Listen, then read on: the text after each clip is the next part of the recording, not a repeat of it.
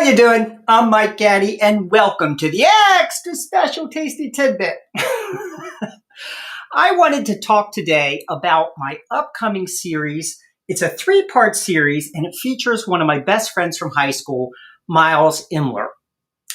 The series is going to tackle a huge topic, and I didn't really realize how big the topic was until a couple of days ago. I started editing the initial episode. The first episode is going to be what exactly is trans, and Miles is going to give you both a textbook definition and a definition from his heart. The second episode is going to be Miles's experience growing up in the 1980s with me and others as a trans person and what that meant to him. And then we're going to conclude the series, I think. We'll see. There might be more.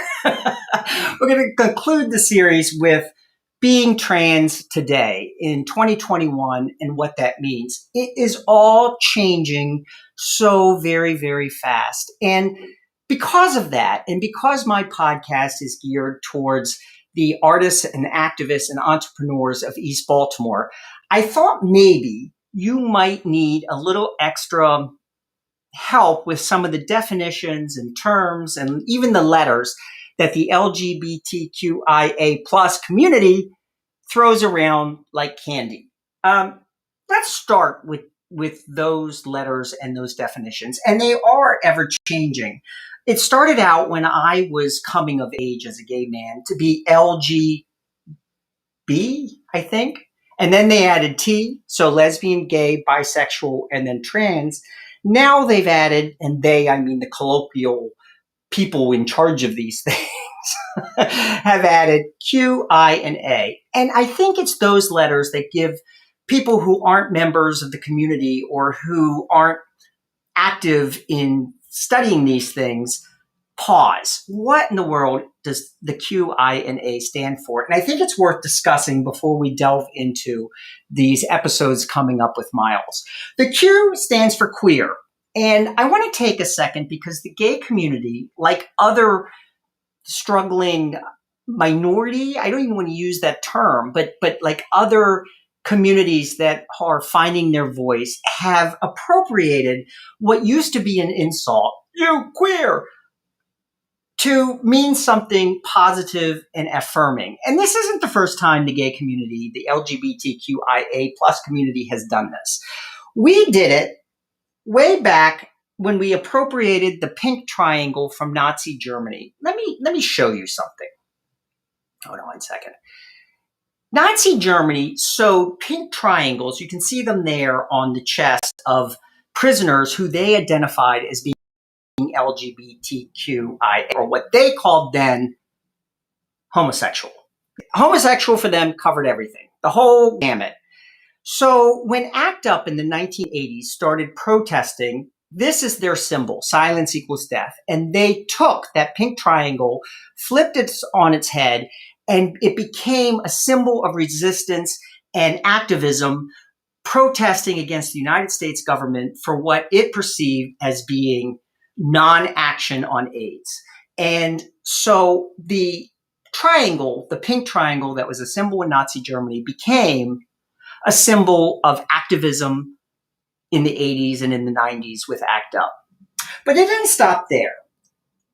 We took the lambda, which was the symbol that Roman soldiers used. Let me find that. The lambda we took in the 1970s, and it was created by the Gay Activist Alliance, and it was stolen from the Greeks, not the Romans, I'm sorry, as their symbol because a flag with the lambda on it was carried by a regiment of Greek soldiers who were accompanied into battle by their younger male lovers and were noted for their fierceness and willingness to fight to the death.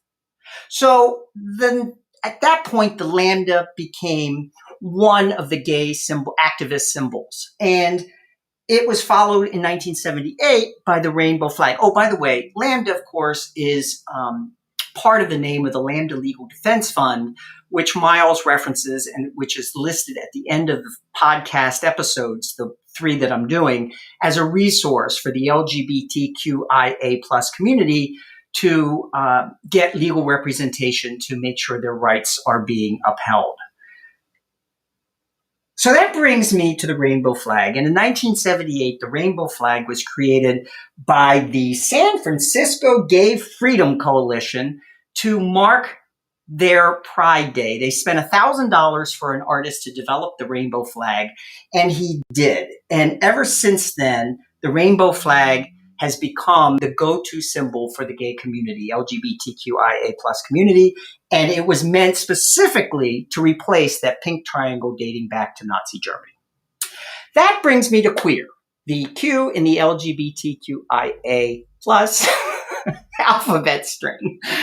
And queer is for all those people who don't fit neatly into transgender or gay, lesbian, or bisexual. Who might that be? Well, starting with is gender fluid people. So queer, Q, also stands for questioning.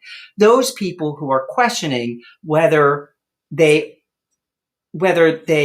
identify as strongly male, strongly female, somewhere in between, or even are fluid in how they approach their gender identity. So Q was really meant to keep those people, those gender fluid people, those questioning people, to bring them in under the umbrella of LGBTQIA rights. Which brings us to I. I is intersex, and I had to Google this, but it turns out that it is something my grandmother told me about. She worked in the emergency room at Jeannette Memorial Hospital in Pennsylvania, and she told of babies who were born, and they were born with the genitalia of both sexes. They were born both male and female biologically. So at that time, and this was when I was baby younger, the doctors would just pick. They would decide, okay, this baby's going to be male, this baby's going to be female. They would do whichever operation was easiest, and that would be the sex of the child moving forward. Well, that may or may not have fit with the gender identity that person had going down the road. In fact, it probably didn't. So now the modern thinking with those intersex babies is to let it be, let them mature into themselves, discover what their gender identity is, and then have the gender affirmation surgery so that they can determine their own sex. And then our last letter in the LGBTQIA plus string is A. And A is just for alternative. And that encompasses relationships that may not be traditional. And right now in the media, this is a favorite of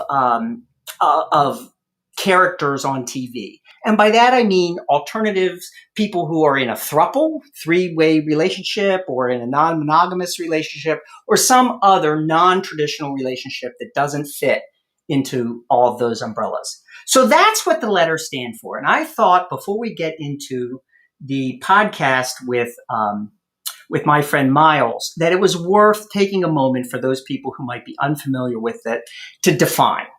But there's more to it. There's so much going on in the LGBTQIA community right now, especially in the transgender community, that serves as background for where people are coming from. Right now, there is a spate of violence, particularly in Houston, against transgender, particularly women, young transgender women. Let me show you a couple of faces. And I have to do this manually. Let's see here. Okay. First is Iris Santos. This is Iris. She was murdered at a Chick-fil-A, and this is Asia Foster. Asia was killed, and her body was dumped alongside the road. Because of this violence, Tori Cooper of the Human Rights Campaign Fund has been advocating transgender protection under federal law, the same protection that other gay people get right now, African American people, and other groups that are currently protected under federal law under the hate crime statute. Unfortunately, transgender isn't listed in that law. Because of these two young ladies, oh, by the way, Iris was killed because she was clocked while sitting at the Chick-fil-A. And that's a term that you'll hear bantered around by transsexual people. What did I just say? Transgender people. See, even me. That's a term you'll hear used by transgender people when somebody recognizes that they're transgender. And in the case of Iris, when the suspect recognized Iris as being transgender, he murdered her. And that was his response. And it's no wonder there is a spate of anti-transgender legislation right now, mainly in GOP-led legislatures across the United States, that serve as a backdrop for all of this. And of course, it was also Donald Trump who kind of started pushing this anti-transgender legislation when he rolled back the Obama-era protections on transgender in the military. These laws target everything from transgender healthcare and healthcare rights to sports that are offered for transgender youth in school, to identification and having to list your birth gender on your ID. Well, think about that for a second, how that could create problems with everything from voting on down to being pulled over or traveling, pulled over by a police officer or traveling. So with all this legislation that's happening, this anti-transgender legislation, it's no wonder that hate crimes are up against the transgender community. It's also no surprise that that the statistics aren't real great right now for transgender youth. Mental health is a real problem. 42% of non-binary youth have attempted suicide at some point in their lives. Now, there's another term. We just threw out another term, non-binary. All non-binary means, if you hear it bantered around, is that the person doesn't strongly identify as male and they don't strongly identify as female. Either they're gender fluid or they move around, whatever. They don't fit into one or the other pigeonhole, and they are considered non-binary. So 42% of those youths have attempted suicide. According to the Trevor Project, which we cite in our resources at the end of the Miles Immler first episode, according to the Trevor Project in March, one individual between 13 and 24 years old attempts suicide every 45 seconds. Think about that. One every 45 seconds of our transgender youth or non-binary youth are in danger of suicide and attempt it, not just think about it. 90% of LGBTQIA plus youth believe that politics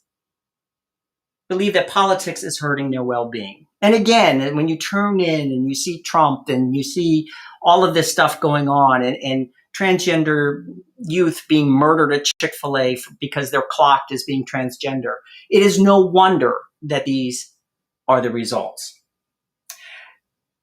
There are issues from marriage issues to dating issues to economic disparity between transgender to issues relating to healthcare and surgeries and gender affirmation surgery and whether it's covered by healthcare and whether Obamacare covers gender affirmation surgery, which it does, and on down the line. All of these are subjects that we don't actually get into or don't get into in depth in our regular podcast episode series with Miles Immler. So I wanted to mention them because it's worth mentioning. It's worth talking about. All of these tasty little tidbits are what is happening today in the LGBTQIA community. And so it's no wonder that everybody is walking on eggshells, myself included. I learned a lot talking to Miles, things I didn't know. I had to Google certain terms. And I'm a gay man. It doesn't necessarily matter. This stuff can be really confusing. Here's a couple of things I learned. Transgender people have had, up to like 10 years ago, no good role models growing up. Everything they saw, and we talk about this in this first episode that's about to come out, every transgender person they saw was like Tootsie or Victor, whatever that movie was. It was movies where people were in drag and playing and somehow solving problems. And that was the role model that Miles grew up with. Now there's new role models. There's Chaz Bono. Chaz served as a role model for Miles. Miles got in touch with Chaz, and Chaz has become an important part in transgender youth's lives, showing, hey, here I am, and I'm happy. There were role models for gay people, and it is changing. I was watching a series on HBO Max the other day, Banshee, where one of the characters, who is transgender, is a badass, kicks the living daylight, and is openly transgender. It's probably the first time I ever saw on a network television show a transgender person cast as someone who was tough. But you know what? That's not actually that unusual. Again, going back to appropriating things that hurt us and making them positive, one of my favorite stories is that I love history. And when I was reading the history of Rome, I came across one of the founding fathers of Rome, Sulla. And he was one of the most brutal dictators and was who the modern Roman Empire was, or the ancient Roman Empire was founded on. And when he left his dictatorship, he was the first dictator. When he left that dictatorship, he did a parade through Rome. And he had his lover Vitruvius, who was a man, an actor, which was code then for prostitute, with him. And he rode on a donkey. Sulla rode on a donkey. And they did this big parade with all the acting people through the streets of Rome up to the palazzo where he was retiring. And you know what? There is a lot of evidence to suggest that was the first gay pride parade. So, I hope you'll join me. I have 3 episodes coming out with Miles. I loved talking to him. I haven't talked to him in depth since high school. And it was probably the highlight of this series on the podcast episodes. Tomorrow I'll be live again because I'm glutton for punishment. I will have Shelley Brown with me, who is Baltimore's original weird girl. She'll sit down and talk to us about all her projects that are upcoming since her podcast episode came out a couple of months ago. So please join me with Shelley Brown. Miles's episode will post tomorrow morning on Vimeo, Facebook, and all of our audio channels. Meanwhile, have a great night, and I'll talk to you soon. Thanks for joining me.